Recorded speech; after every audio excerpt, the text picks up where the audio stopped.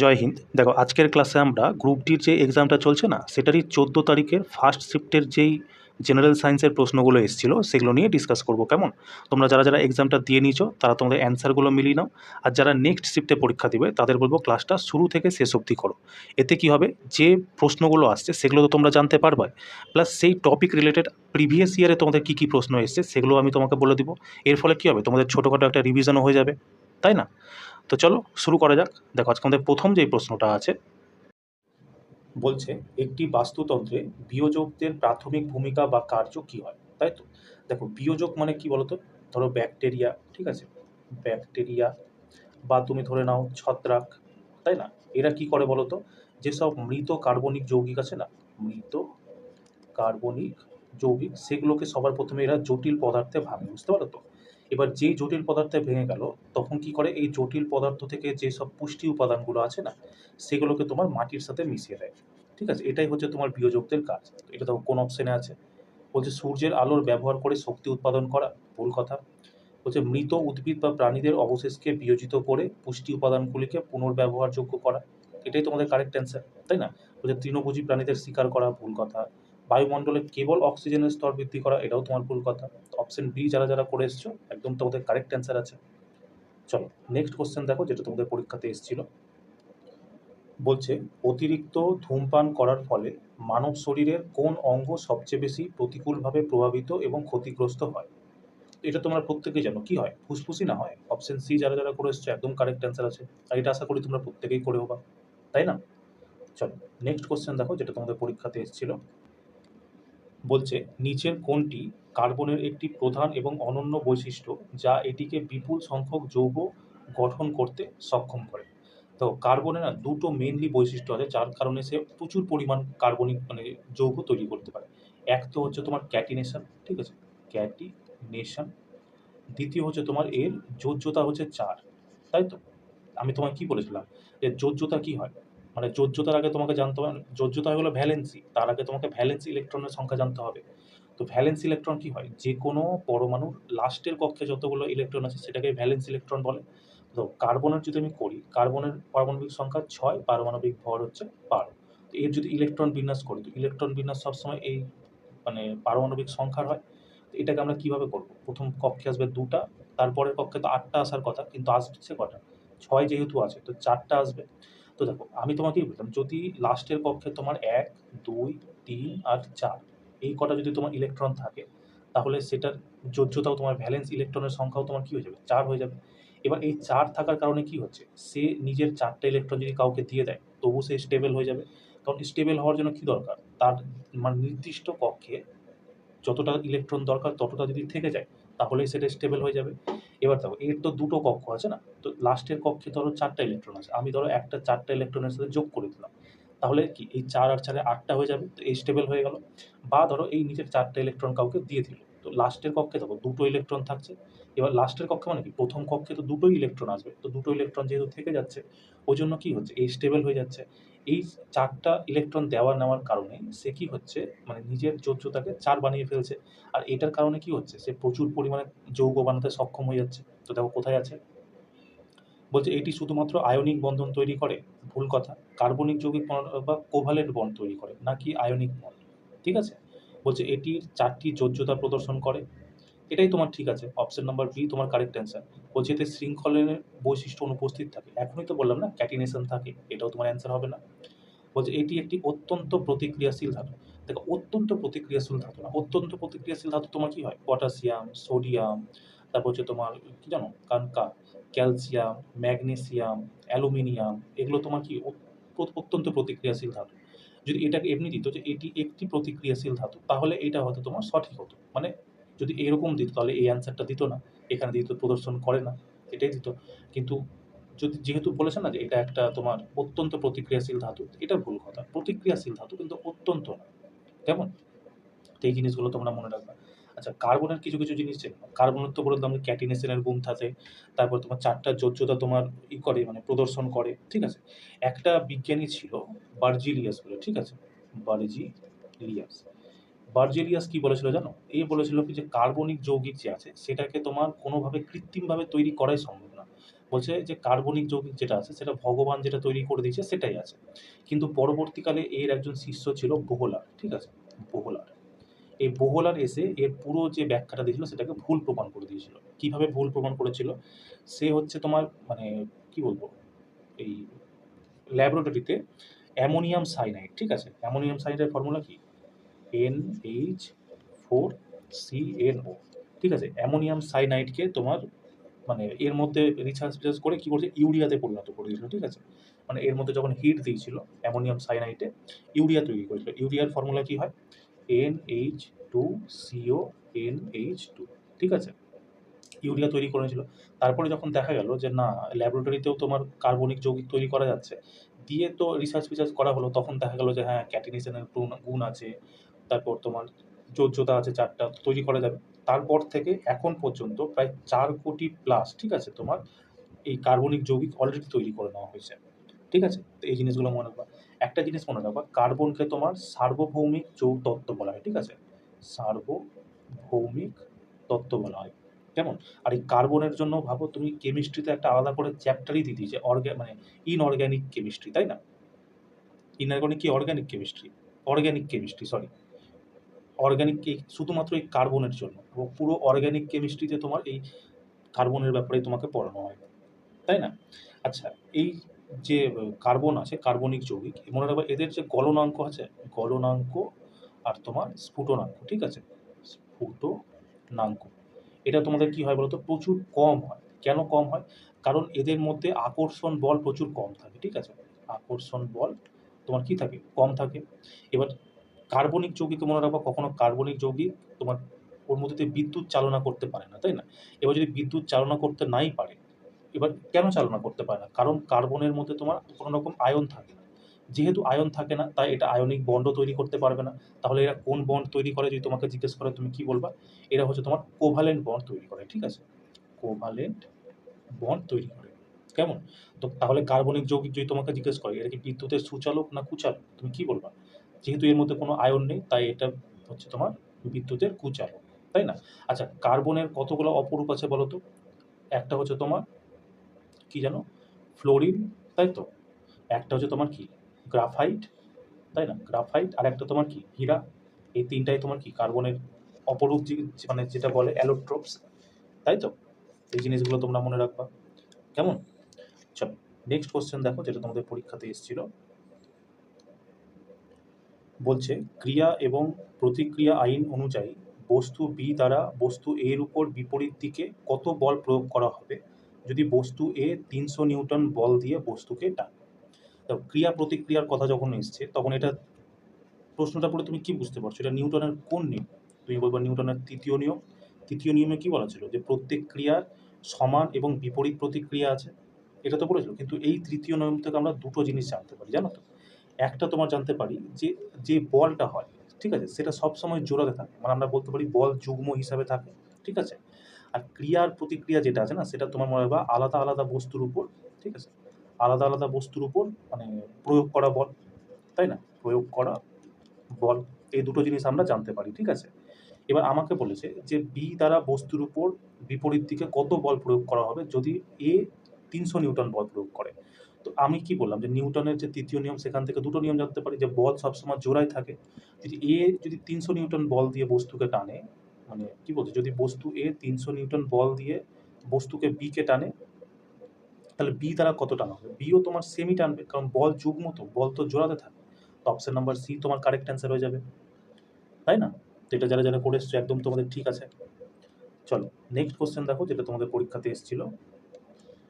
বলছে গাছের শিকড় দ্বারা শোষিত জল প্রধানত কোন কলার মাধ্যমে এবং কোন প্রক্রিয়ার কারণে জাইলেমে প্রবেশ করে উপরে ওঠে, তাই তো। দেখো, গাছ থেকে মানে শিকড় দ্বারা যে জলটা শোষণ করছে না, সেটা তোমার তো একটা নালিকাতে যায়। সেই নালিকাটার নাম কি? ট্র্যাকিটস, তাই তো। ট্র্যাকিটসের মাধ্যমে জল কি করে উপরের দিকে ওঠে। তো ট্র্যাকিটসে কি হয় বলো তো, যখন জল নিচে আছে, নিচ থেকে মাটিতে আছে, মাটি থেকে তোমার কি হচ্ছে, মানে গাছের মধ্যে যাচ্ছে। তো কি হচ্ছে দেখো, একটা মাধ্যম থেকে আরেকটা মাধ্যমে যাচ্ছে জল, তাই না। মাটি একটা মাধ্যম হয়ে গেল, তোমার শিকড় আরেকটা মাধ্যম হয়ে গেল। এবার জলের ক্ষেত্রে যখন আসবে, যখন দেখো আমরা কি জানি, সাধারণত ব্যাপন বলে একটা জিনিস জানি না, ডিফিউশন যেটাকে বলে, সেটাতে কি হয়, যে মানে বেশি ঘনত্বওয়ালা অংশ থেকে কম ঘনত্বওয়ালা অংশে যাওয়াটাকে ব্যাপন বলি। এটা তোমার বাতাসের কারণে হয়। সেম জিনিস তোমার জলের ক্ষেত্রেও হয়। জলের ক্ষেত্রে যেটা হয় সেটাকে বলা হয় অসমোসিস, ঠিক আছে? অসমোসিস, ঠিক আছে? অসমোসিস বলা হয়। এটা কি হয়? এটা জলের মানে মাটিতে যেই ঘনত্বটা আছে, সেই ঘনত্ব থেকে জল যাচ্ছে শিকড়ে। কেন যাচ্ছে? কারণ একদিকে ঘনত্ব বেশি, একদিকে ঘনত্ব কম। তার মানে এটা তোমার মাটি থেকে যে জলটা তোমার শিকড় দিয়ে উপরে উঠছে, এটা কেন হচ্ছে? অভিস্রবণের কারণে। দেখো জাইলেমে অভিস্রবণ, আর এটা তোমার কোথায় থাকে? ট্র্যাকিডসে থাকে, ঠিক আছে? এবার দেখো, এবার জলটা তো উপরে উঠে তো বিভিন্ন জায়গাতে পৌঁছাবে, তাই না? তো বিভিন্ন জায়গায় পৌঁছাবে কি করে? সক্রিয় পরিবহনের মাধ্যমে। এই সক্রিয় পরিবহনটা হবে কি করে? রুট প্রেসারের কারণে, যেটাকে আমরা কি বলবো? বাষ্পমোচন বলে দিতে পারি, তাই না? বাষ্পমোচন টানের কারণে এই জিনিসটা হচ্ছে, উপরের দিকে উঠছে। তো অপশন নাম্বার বি তোমরা যারা যারা করে এসছো একদম কারেক্ট অ্যান্সার হবে। বাকি দেখো এমনি তুমি ছেড়ে দিতে পারবা। ফ্লোয়েম তো কোনো জলের সাথে রিলেটেই না, এটা তোমার অ্যান্সার হতোই না। ফ্লোয়েমে আবার দেখো জলে তো ফ্লোয়েমের কোনো ব্যাপার না, এটাও তোমার অ্যান্সার হবে না। বলে শুধুমাত্র ব্যাপনের কারণে, ব্যাপনের কারণে। দেখো ব্যাপন কোথায় হয়? এটা তোমার গ্যাসে হয়, ঠিক আছে? এই জিনিসটা মাথায় রাখবা, তাহলে তোমার এটাও অ্যান্সার হবে না। তো অপশন নাম্বার বি তোমার কারেক্ট অ্যান্সার। কেমন? চলো নেক্সট কোশ্চেন দেখো, যেটা তোমাদের পরীক্ষাতে এসেছিল। বলছে একজন ছাত্র ল্যাবরেটরিতে টেবিলে সালফিউরিক অ্যাসিড ফেলে দেয়। শিক্ষক এটিকে প্রশমিত করার জন্য এর উপর সোডিয়াম হাইড্রোক্সাইডের যোগ করেন। এই রাসায়নিক বিক্রিয়ায় উৎপাদগুলোর সাথে সম্পর্কিত কোন বিবৃতিটি সত্য? তো এত কিছু লিখে দিচ্ছে, অ্যাকচুয়ালি কিছুই জানতে চাইনি। সালফিউরিক অ্যাসিড কি? এটা হচ্ছে অ্যাসিড। সোডিয়াম হাইড্রোক্সাইড কি? এটা ক্ষার। আমাকে জিজ্ঞেস করেছে যদি অ্যাসিড আর বেস যদি রিয়্যাক্ট করে তাহলে কি তৈরি হয়? আমরা কি জানি? অ্যাসিড আর বেস যখন রিয়্যাক্ট করে তখন লবণ, তাই তো, প্লাস জল নির্মাণ করে, তাই না? এটাই আমাকে জানতে চেয়েছে আলটিমেট।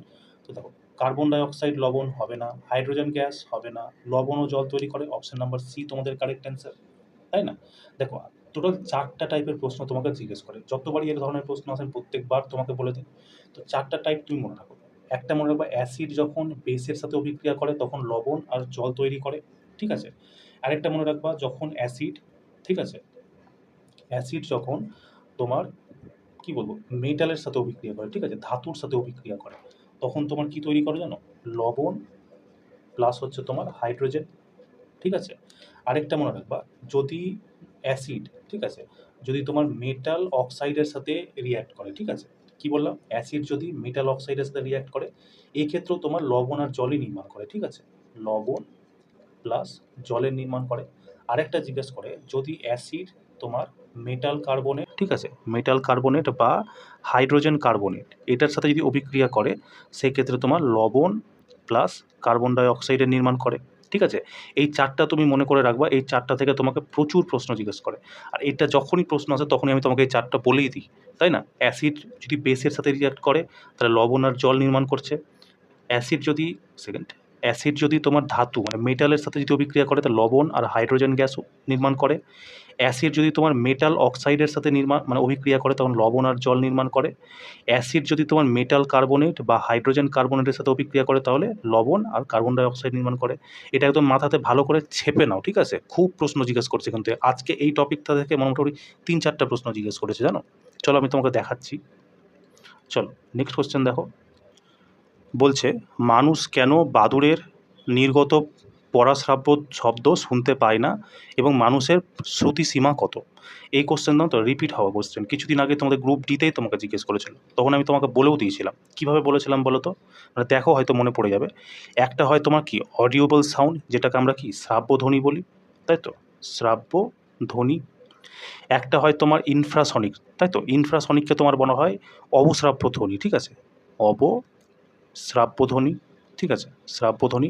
আর একটা হয় তোমার আল্ট্রাসনিক, যেটাকে আমি বাংলাতে কী বলে অতি শ্রাব্যধ্বনি, ঠিক আছে, অতি শ্রাব্যধ্বনি। কেমন? কী বললাম? মানে শব্দের 3টা ধরনের ভাগ হয় যেটা শোনার জন্য আর কি। একটা হচ্ছে শ্রাব্যধ্বনি, যেটাকে ইংরেজিতে অডিওবল সাউন্ড বলে।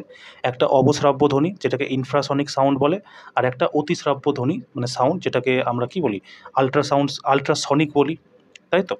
এবার দেখো এই যে শ্রাব্য ধ্বনি আছে না, এটা তোমার মানুষ শুনতে পায়, ঠিক আছে, মানুষ শুনতে পায়।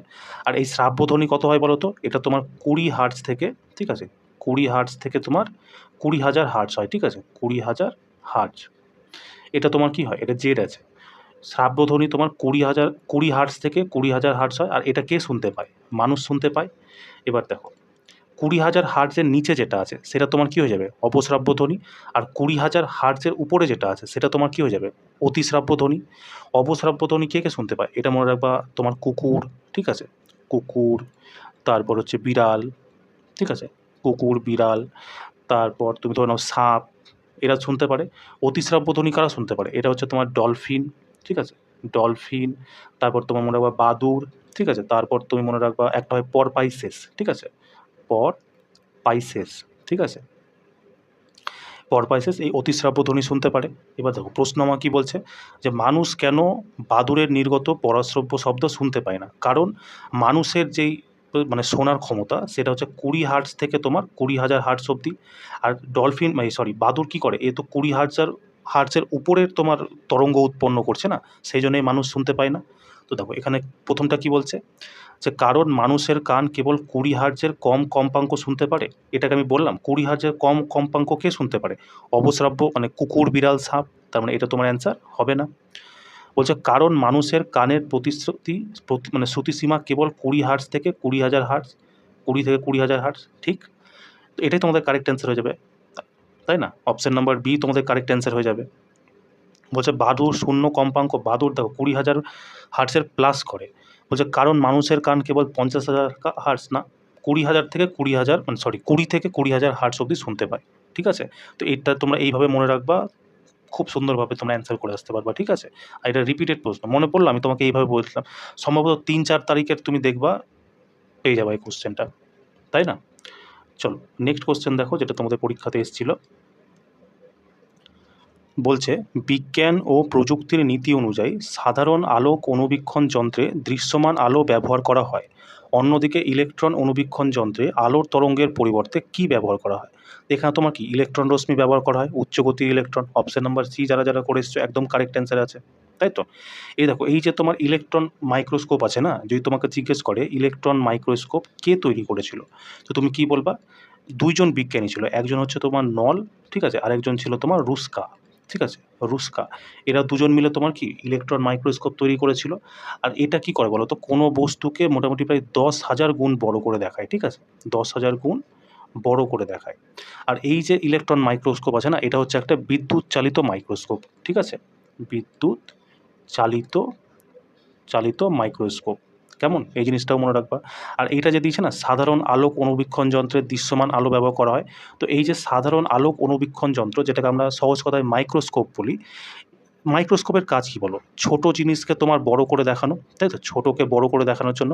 তো যেটা নর্মাল মাইক্রোস্কোপ হয় না, এইটাকে তোমার কী করে বলতো, এর মধ্যে দুটো উত্তল লেন্স লাগানো হয়, ঠিক আছে, দুটো তোমার উত্তল লেন্স লাগানো হয়, কেমন। আর এটার ক্ষমতা কী হয়, প্রচুর বেশি থাকে, অধিক ক্ষমতা থাকে, ঠিক আছে। আর এই যে তোমাকে যদি জিজ্ঞেস করে যে এই মানে মাইক্রোস্কোপের খোঁজ কে করেছিল, তো তুমি কী বলবা, জনসন বলে একজন বিজ্ঞানী ছিল, ঠিক আছে, জনসন। এটাই হচ্ছে তোমার মাইক্রোস্কোপের খোঁজ করেছিল। আর ইলেকট্রন মাইক্রোস্কোপের খোঁজ করেছিল নল আর হচ্ছে রুস্কা, কেমন, এই জিনিসটা মনে রাখবা। আর এই মাইক্রোস্কোপের মধ্যেও তোমার কিন্তু 2-3টা ভাগ থাকে, একটা তোমাকে জিজ্ঞেস করে সিম্পল মাইক্রোস্কোপ, ঠিক আছে, একটা তোমার জিজ্ঞেস করে কম্বাইন্ড মাইক্রোস্কোপ। তো সিঙ্গেল মাইক্রোস্কোপ যেটা আছে না, সেটাতে মনে রাখবা সিঙ্গেল মানে কি বলবো, সিঙ্গেল না সিম্পল, ঠিক আছে, সিম্পল মাইক্রোস্কোপ আর হচ্ছে কম্বাইন্ড মাইক্রোস্কোপ। সিম্পল মানে কি সরল, মাইক্রোস্কোপকে বাংলাতে কি বলে, সরল অণুবীক্ষণ যন্ত্র। আর যেটা কম্বাইন্ড মাইক্রোস্কোপ, এটাকে কি বলে, সংযুক্ত এই অণুবীক্ষণ যন্ত্র। তো সংযুক্ত যেই মাইক্রোস্কোপটা আছে সেখানে দুটো লেন্স ব্যবহার করা হয়, উত্তল লেন্স। আর যেটা সিম্পল মাইক্রোস্কোপ আছে সেখানে তোমার মনে রাখবা কী বলে জানো, একটাই উত্তল লেন্সের ব্যবহার করা হয়, ঠিক আছে, ওয়ান উত্তল লেন্সকে কী বলে ইংরেজিতে, ছাড়ো উত্তল লেন্স, ঠিক আছে, একটাই উত্তল লেন্সের ব্যবহার করা হয়, কেমন। এই পয়েন্টগুলো তোমরা মনে রাখো, কারণ এখান থেকে প্রশ্ন এসছে, তো এগুলো তোমাকে জিজ্ঞেস করতে পারে। আমি তোমাকে আরেকবার বলে দিচ্ছি, দেখো ইলেকট্রন মাইক্রোস্কোপ যেটা হয় সেটা বিজ্ঞানী নল আর রুস্কা মিলে তৈরি করেছিল।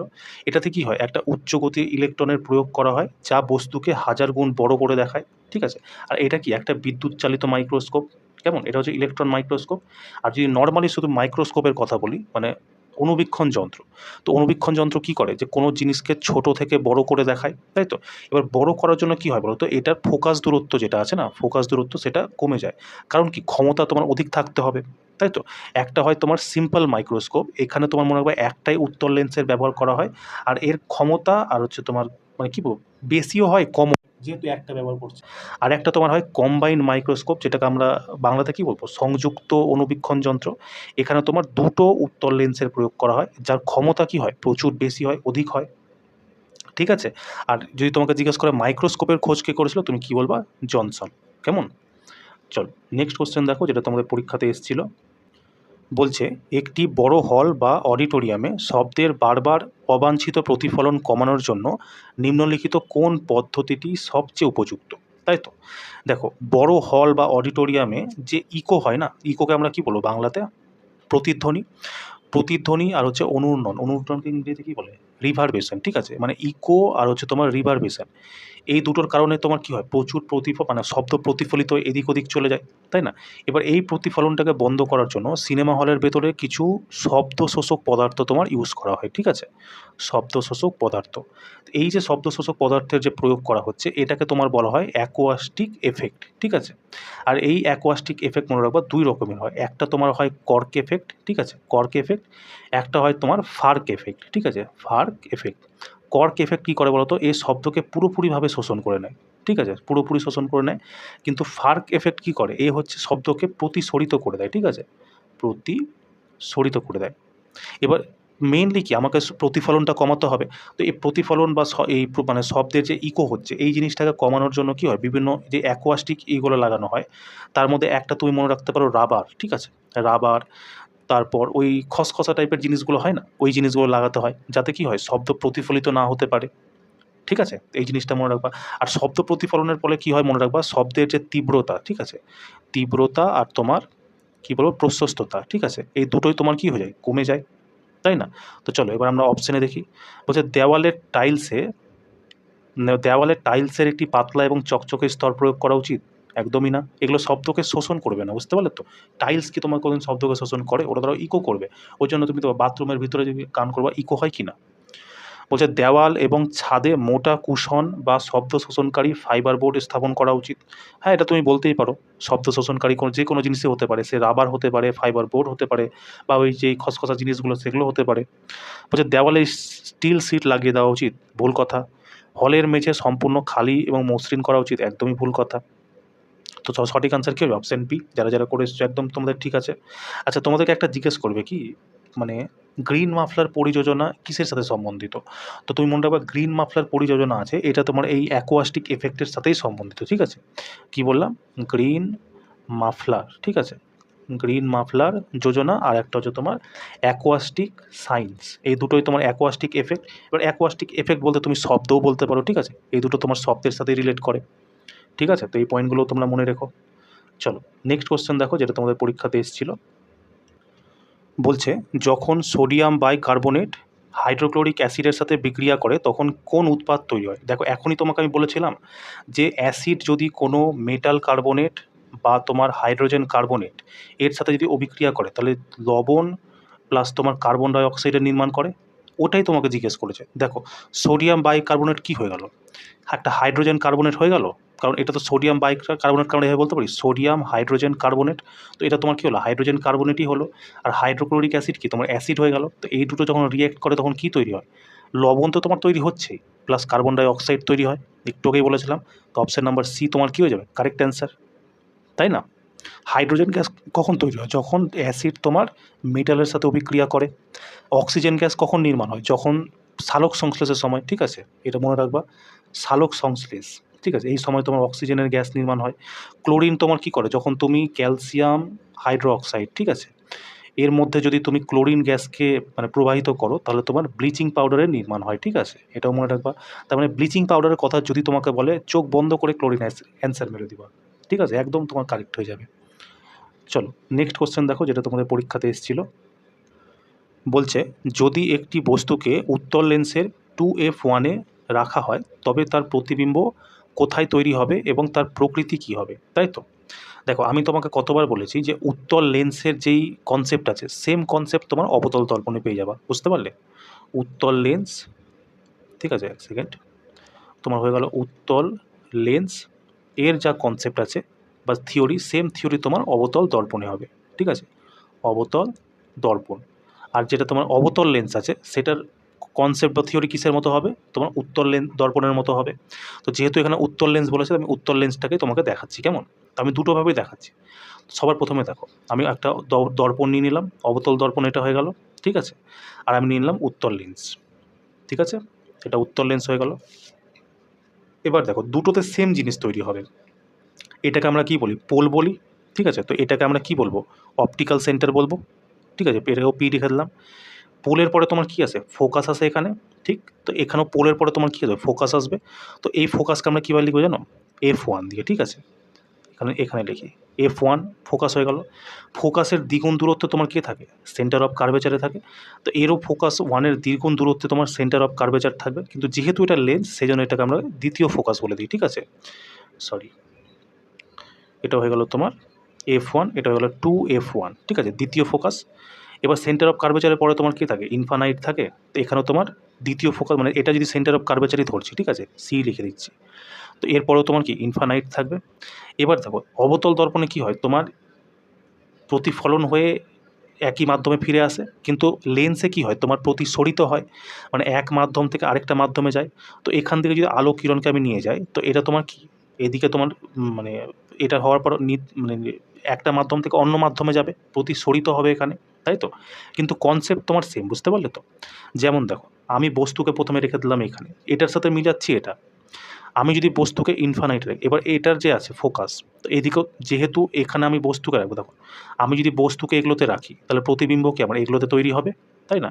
কিন্তু এখানে তো তোমার প্রতিফলিত হতে পারছে না, তো এখানে তোমার কী হবে? প্রতিসরিত হয়ে অন্য মাধ্যমে তৈরি হবে। তো দেখো, এখানে তোমার ফোকাস আছে, তো এখানে তোমার দ্বিতীয় ফোকাস হয়ে যাবে 2F1, ঠিক আছে? এখানে দেখো দ্বিতীয় ফোকাস আছে, 2F1 আছে, এটা দেখো এক সেকেন্ড, এটা তোমার F1 আছে, তো এটা তোমার F2 হয়ে যাবে। এখানে তোমার দ্বিতীয় ফোকাস আছে, তো এখানে তোমার কী হয়ে যাবে? 2F2। এখানে ইনফানাইট, এখানে তোমার ইনফানাইট। এবার দেখো, যদি আমি বস্তুকে সবার প্রথমে ফোকাসে রাখি, ঠিক আছে? এখানে তো আমি বস্তুকে রাখলাম ফোকাসে, তাহলে প্রতিবিম্ব তোমার কোথায় তৈরি হবে? ইনফানাইটে তৈরি হবে কি না? 1 নাম্বার তৈরি হবে। কারণ দেখো, যদি আমি মানে কি বলবো, বস্তুকে যদি এইদিকে খসকাতে থাকি, তো প্রতিবিম্ব তোমার এদিকে খসকাতে থাকবে। তাই যেহেতু বস্তুকে এখানে রাখলাম, তো প্রতিবিম্ব এই সাইডে তৈরি হয়েছে, খসকে গেছে। সেম দেখো, আমি যদি এখানে ফোকাসে রাখি, তাই তো? যদি ফোকাসে রাখি 1 নম্বর প্রতিবিম্ব, তাহলে এখানে প্রতিবিম্ব কোথায় তৈরি হবে? কারণ এই দুটো যেহেতু সেম, এটাও তোমার ইনফানাইটে তৈরি হবে, ঠিক? দ্বিতীয়কে আমি ধরো ফোকাস আর সেন্টার অফ কার্ভেচারের মাঝখানে রাখলাম 2 নাম্বার। তো এইদিকে যদি আমি বস্তু এদিকে খসকাই, প্রতিবিম্ব এদিকে খসকাতে লাগবে, তাই না? মানে দেখো, এক সেকেন্ড, আমি কি বললাম? যদি এইদিকে বস্তু খসকাতে থাকে, মানে বস্তুকে রাখো, তো প্রতিবিম্ব এই সাইড থেকে এদিকে খসকাতে থাকবে। এবার আমি প্রতিবিম্বকে যদি আমি এই সাইড থেকে এইদিকে নিয়ে যাই, তাহলে তোমার বস্তুকে যদি আমি এই সাইড থেকে এই সাইডে নিয়ে যাই, তাহলে প্রতিবিম্ব তোমার কী হবে? এই সাইড থেকে এইদিকে যাবে, তাই তো? তার মানে আমি দ্বিতীয় বস্তুকে যদি ফোকাস আর সেন্টার অফ কার্ভেচারের মাঝখানে রাখি, তো এইদিকে সরছে, তো তার মানে প্রতিবিম্ব এদিকে সরবে, তো কোথায় হবে? ইনফানাইট আর সেন্টার অফ কার্ভেচারের মাঝখানে 2 নম্বর। সেম এখানে দেখো, আমি যদি বস্তুকে ফোকাস আর সেন্টার অফ কার্ভেচারের মাঝখানে রাখি 2 নম্বর, তাহলে এখানে প্রতিবিম্ব তোমার কী হবে? এইদিকে খসকাবে, তো সেন্টার অফ এই infinite R centre of curvature মানে দ্বিতীয় ফোকাসের মাঝখানে তৈরি হবে, তাই তো? মানে এটা তোমার 2 নম্বর হয়ে গেল। 3 নম্বরকে দেখো, যদি আমি সেন্টার অফ কার্ভেচারেই রাখি, তাহলে প্রতিবিম্ব তোমার কোথায়? সেন্টার অফ কার্ভেচারেই তৈরি হবে।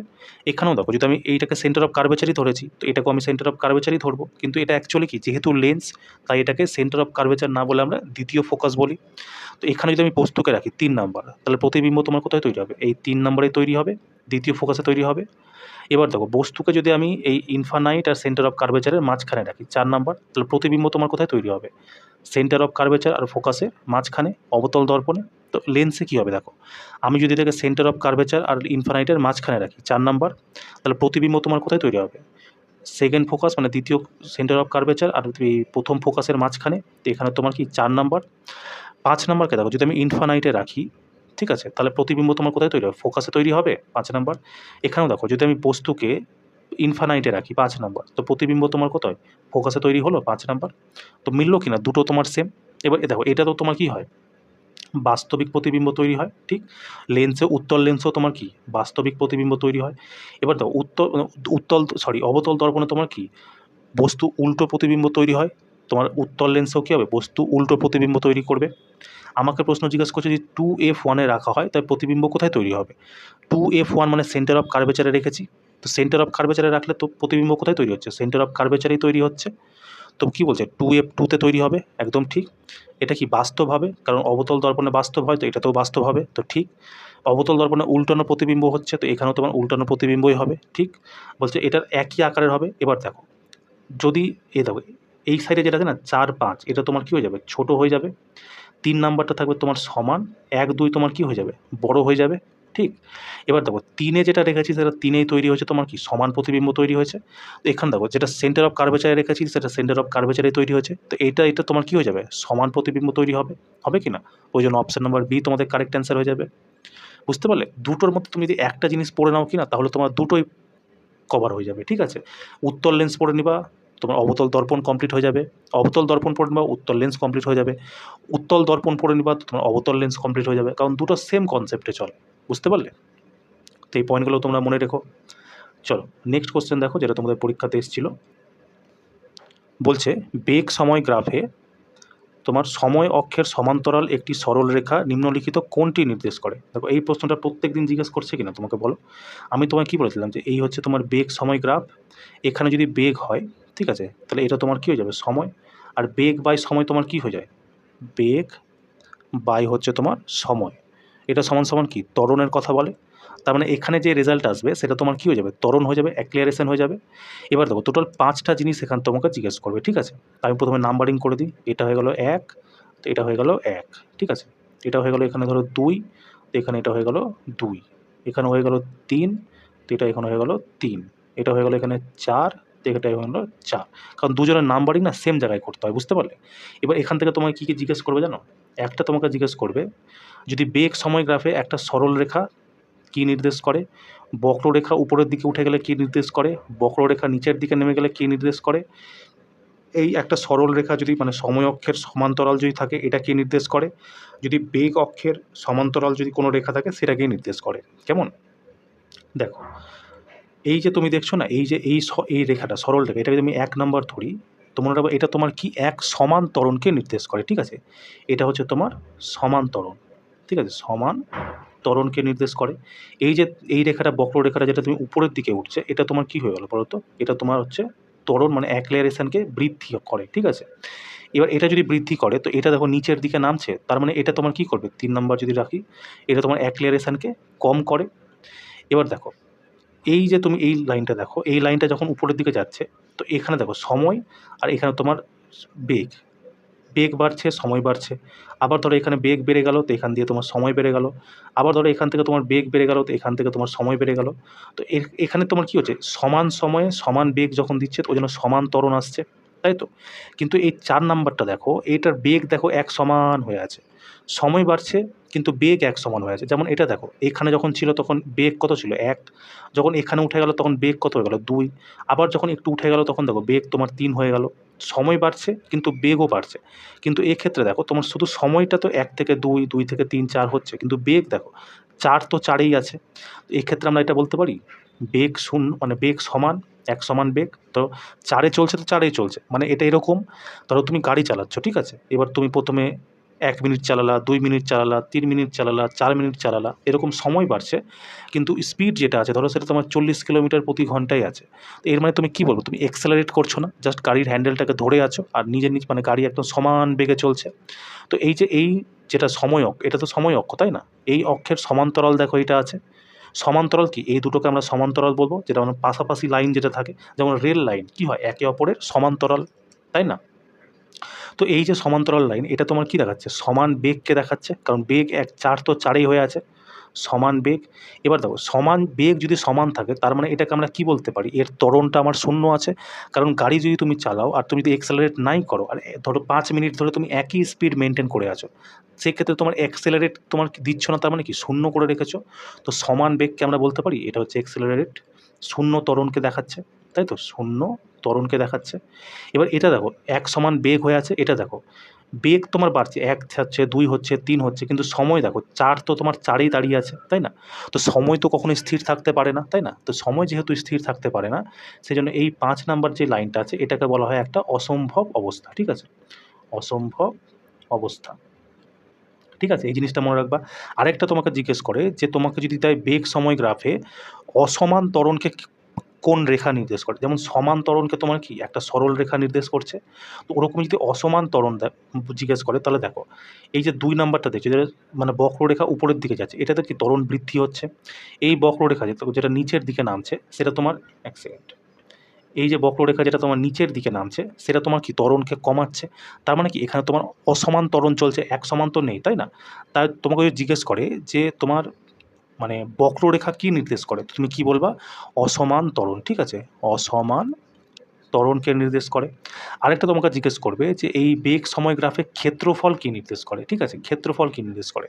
তো তুমি মনে রাখবা ক্ষেত্রফল তোমার অতিক্রান্ত সরণকে নির্দেশ করে, ঠিক আছে, সরণকে। তো যা যা প্রশ্ন তোমাকে এখান থেকে জিজ্ঞেস করে সব তোমাকে বলে দিলাম। এবার চলো আবার অপশানে যাই। বলছে বেগ সময় গ্রাফে সময় অক্ষের সমান্তরাল একটি সরল রেখা, এটা হচ্ছে সময় অক্ষ, এর সমান্তরাল যে রেখাটা আছে সেটা কি নির্দেশ করে? সমান বেগকে নির্দেশ করে। স্থির ত্বরণ হবে না, স্থির ত্বরণ কোনটা নির্দেশ করে? সরল রেখাকে, ঠিক আছে, এক মূল বিন্দু থেকে, এটা হবে মূল বিন্দু থেকে যেই সরল রেখাটা আছে সেটা তোমার স্থির ত্বরণকে নির্দেশ করে, এটা অ্যান্সার হবে না। স্থির বেগ, তো দেখো এক সমান বেগকে আমরা স্থির বেগই বলতে পারি, যেটাকে আমরা শূন্য ত্বরণ বলছি, শূন্য ত্বরণ। তো এটাই তোমার কারেক্ট অ্যান্সার হয়ে যাবে, তাই তো। দেখো অসম গতি এটা হবেই না, স্থির অবস্থা হবেই না। অসম গতি কেন হবে না? কারণ এখানে বেগ সময়ের কথা বলেছে, গতির কোনো সম্পর্কই নাই, হ্যান্ডটাই দিয়ে দিয়েছে। স্থির অবস্থা তো এটাও হবে না। স্থির অবস্থা মানে কি? দাঁড়িয়ে থাকা। এটা তখন কখন হবে? যখন দূরত্ব সময় গ্রাফ দিবে, ঠিক আছে, এই দুটোর হচ্ছে তোমার দূরত্ব আর হচ্ছে সময় গ্রাফ, কেমন? তো এই জিনিসটাও তোমরা মনে রেখো, কেমন? চলো নেক্সট কোশ্চেন দেখো, যেটা তোমাদের পরীক্ষাতে এসেছিল। বলছে যখন একটি সক্রিয় ধাতু লঘু অ্যাসিডের সাথে বিক্রিয়া করে তখন সাধারণত কোন পণ্য পাওয়া যায়? একটু আগে তোমার কি বললাম, অ্যাসিড যদি তোমার মেটালের সাথে অভিক্রিয়া করে তখন তোমার কি হবে? লবণ প্লাস হাইড্রোজেন গ্যাসের নির্মাণ করে, তাই তো। দেখো ধাতুর অক্সাইড অক্সিজেন গ্যাস হবে না, লবণ hydrogen gas, option number B তোমাদের কারেক্ট অ্যান্সার। দেখছো তো ওই 4টা পয়েন্ট আমি তোমাকে সেই কবে থেকে বলে আসছি। নাই করেও তুমি প্রিভিয়াস ইয়ার যদি সলভ করে থাকো আমার চ্যানেলের অ্যাসিস্ট্যান্ট লোকো পাইলট বলো, তুমি টেকনিশিয়ান বলো, গ্রুপ ডি বলো, যতবার এই ধরনের কোশ্চেন আছে, ম্যাক্সিমাম কোশ্চেন আসতো তোমার কি অ্যাসিড আর বেস যদি রিয়াক্ট করে তো কী নির্মাণ করে। তখন তুমি দেখবা না প্রত্যেকবার আমি তোমাকে বলেছি দেখো এই 4টা পয়েন্ট আছে, এই 4টা পয়েন্ট থেকেই তোমাকে প্রশ্ন জিজ্ঞেস করে। আজকে দেখো এই 4টা পয়েন্টের মধ্যে 3টা পয়েন্ট থেকে তোমাকে প্রশ্ন জিজ্ঞেস করেছে, তাই না? যারা যারা করে আসতে পেরেছো তাদের তো খুবই ভালো, যারা যদি করে আসতে পারোনি ভাই তোমার নিজের দোষ, কারণ এই 4টা পয়েন্ট আমি তোমাকে অনেকবার বলে দিয়েছিলাম। সেখান থেকে তোমরা যারা যারা দেখে গেছো তো আশা করি করেই আসতে পারবা, তাই না? চলো নেক্সট কোশ্চেন দেখো, যেটা তোমাদের পরীক্ষাতে এসেছিল। বলছে নিম্নলিখিত রাসায়নিক প্রতীকের মধ্যে থেকে লেড এর সঠিক অ্যান্সার কি? লেডকে আমরা কি পিবি দিয়ে দেখাই কি না? অপশন নাম্বার ডি তোমার কারেক্ট অ্যান্সার। এটাও দেখো আমি তোমাকে অনেকবার বলেছি, আমি যখন তোমাকে সক্রিয়তা শ্রেণী বলতাম, রিঅ্যাক্টিভ সিরিজ কি বলতাম? কানকা কানকা, মাঙ্গে এমজি মাঙ্গে, আলসিজিন আল সি, তারপর হচ্ছে কি তোমার জিন, ঠিক আছে, ফের লেড পিবি, তারপর লেড কপার, সিলভার, ঠিক আছে, সিলভার, সোনা, প্ল্যাটিনাম। এই হচ্ছে তোমার রিঅ্যাক্টিভ সিরিজ, এইভাবে গেল, তারপর আবার এইভাবে এলো, তারপর আবার এইভাবে গেল, তাই তো। তো দেখো এখানে এই যে লেড লেড লেড লেড কতবার আমি তোমাকে বলেছিলাম বলো তো। আর এটা সহজ প্রশ্ন আছে, সবাই পারবা। এল তোমার কী হয়ে যায়? অ্যালুমিনিয়াম। এজি তোমার কী হয়ে যায়? সিলভার। এ ইউ তোমার কী হয়ে যায়? সোনা, তাই না? এই জিনিসগুলো তোমরা মনে রাখবা। চলো নেক্সট কোশ্চেন দেখো, যেটা তোমাদের পরীক্ষাতে এসেছিলো। বলছে যখন সোডিয়াম কার্বনেটকে হাইড্রোক্লোরিক অ্যাসিডের সাথে বিক্রিয়া করানো হয় তখন কোন গ্যাস নির্গত হয়? সেম কোশ্চেন এসছে কি না? কী বলেছিলাম? যদি অ্যাসিড তোমার মেটাল কার্বনেট বা হাইড্রোজেন কার্বনেট এর সাথে যদি রিয়্যাক্ট করে তাহলে কী তৈরি হবে? Carbon dioxide, option number B. দেখো একটু আগে যে কোশ্চেনটা ছিল সেখানে হাইড্রোজেন কার্বনেট দিয়েছিল, এটা দেখো মেটাল কার্বনেট দিয়েছে, সোডিয়াম কার্বনেট। দেখছো তো ওই 4টা পয়েন্ট থেকে তোমার দেখো আজকে 4টা কোশ্চেন দিয়েছে, তাই না? তো অপশন বি যারা যারা করে এসছে একদম কারেক্ট অ্যান্সার আছে। হাইড্রোজেন গ্যাস কার সাথে তৈরি হয়? যখন অ্যাসিড মেটালের সাথে রিয়্যাক্ট করে, ঠিক। অক্সিজেন গ্যাস তো তোমার বলেই দিলাম একটু আগে, তো এটা কী করে অক্সিজেন গ্যাস?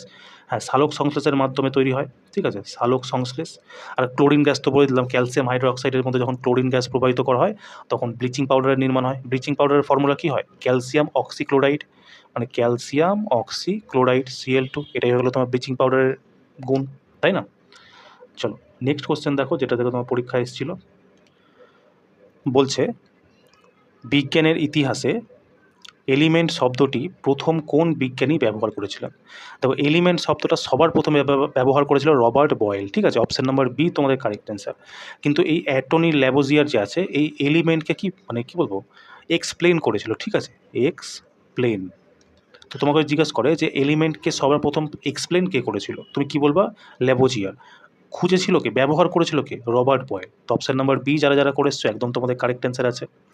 তো চলো এই ছিল আজকে আমাদের ক্লাস, তাই না? ক্লাসটা করে তুমি কি বুঝলা? টোটাল কোশ্চেন আজকের ম্যাক্সিমাম মানে 90% কোশ্চেন তোমার প্রিভিয়াস ইয়ার থেকে এসছে, যার মধ্যে ওই 4টা পয়েন্ট যেটা আমি তোমাকে না করেও 100 বারের বেশি বলেছি, ঠিক আছে, মানে যতগুলো সেট করেছি নাই নাই করে তোমাদেরকে আমি ধরো ওই 50-60খানা সেট করেছি।